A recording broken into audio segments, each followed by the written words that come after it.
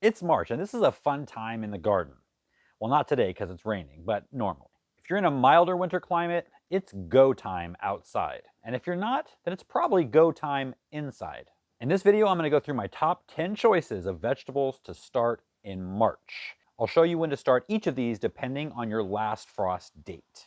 So Google your zip code or area and last frost date, and you'll have the info you need to know exactly when to get these started.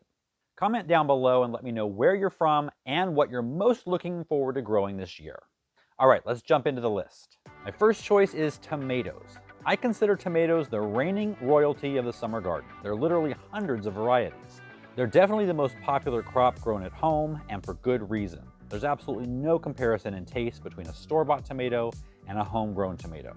By the way, for all the choices in this video, I have video growing guides, and I'm going to link them all down below in the video description, so you'll have all the info you need to grow all of these choices successfully.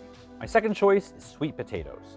Contrary to popular belief, sweet potatoes and potatoes aren't related. Sweet potatoes are related to the morning glory, and potatoes are in the nightshade family.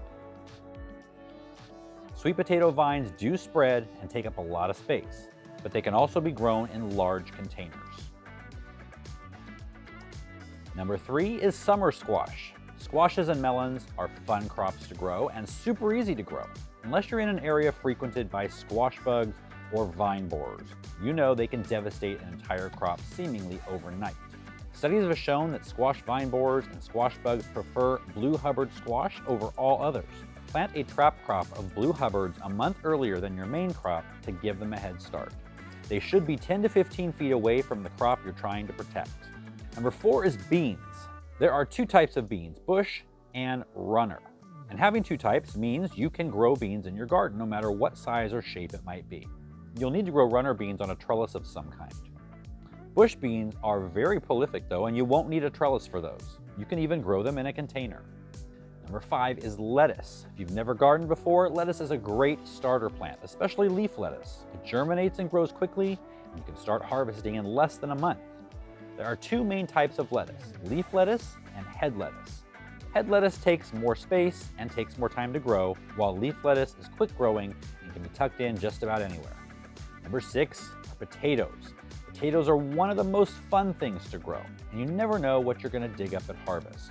Aside from the fun of growing them, the flavor of homegrown potatoes fresh out of the earth is way different than you might think. Remember to check the links in the video of this description because I have a video on how easy it is to grow potatoes without ever digging to plant them or digging to harvest them. Number 7 is chard. Both the stems and leaves of chard can be eaten cooked or raw. Swiss chard grows to a large size, so leave plenty of room in the garden bed. You probably only need 1 or 2 plants. Chard is extremely cold hardy, down to 15 degrees Fahrenheit or negative 9.4 Celsius. On the other hand, it's also heat tolerant, much more so than lettuce, so you can continue to harvest chard through the summer to use in salads. Number 8 is onions. Onions have been in cultivation for over 5,000 years, and I can't think of many of my favorite recipes that don't include onions. I find growing my own and cooking with them to be so satisfying. They're delicious and add so much flavor to so many dishes. They take up very little space when interplanted with other vegetables, and they're easy to grow when you follow a few basic rules.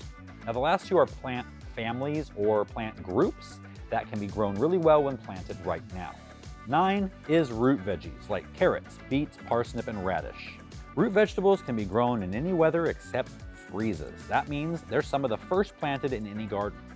In mild winter climates, these make up the bulk of our fall, winter, and early spring garden, but can also be grown through the heat of summer.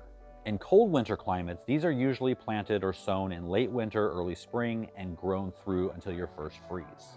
Number 10 is brassicas. This is a family that includes broccoli, cauliflower, Chinese cabbage, regular cabbage, kale, kohlrabi, and turnips. These amazing plants are known to survive freezes down to 25 degrees Fahrenheit or minus 3.8 Celsius. Most are long growers, meaning they take months to mature. These are great options for space-saving interplanting. Because they take so long to grow to harvest, you can plant quick-growing crops right around them to maximize space. That's my 10 choices, so get busy right now to make 2024 your best garden year ever. If you're getting ready to start seeds, watch this video right here so you don't make these common mistakes and set your garden back. I'll see you next time.